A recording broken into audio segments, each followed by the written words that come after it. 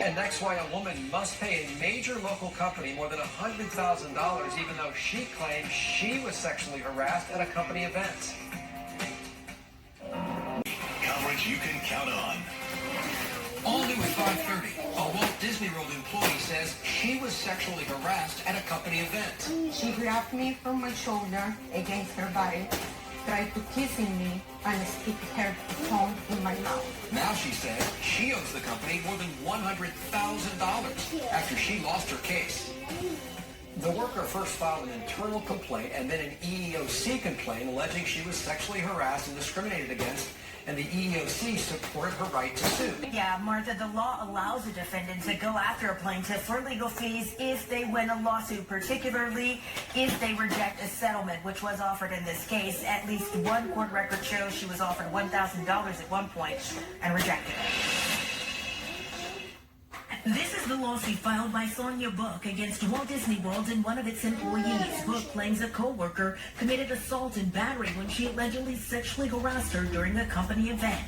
I captured part of her action when she has her mouth close to my face. Book and her attorney provided us with this video deposition of the Disney investigator who looked into the claims early on in the case while evidence was still being examined. You determined that she exercised poor judgment? Yes. And you also determined that she violated the anti-sexual harassment policy? Yes. A jury at the Orange County Courthouse disagreed and determined Book had no case in the discrimination lawsuit or sexual harassment case. Appeals in the cases were also rejected. What's troubling about how they're going after Ms. Book, they concluded in their own internal investigation that she was sexually harassed. Now her wages are being garnished because this court order requires her to repay $118,000 in legal fees. If you win, you're entitled to attorney's fees. The goal?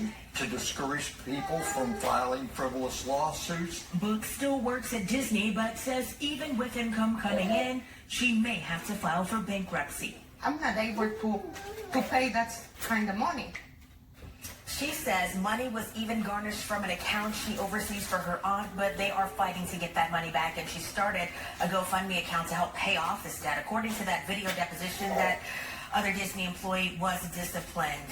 So, darling, I would think that Disney is a big company and not unusual to be facing lawsuits, whether it's like this or some other lawsuit. You know, I wanted to know just how often, so I looked online today, just a typical search, the clerk of court's office, and just this year, there are more than 36 lawsuits filed against Disney right now for various allegations. That's just this year.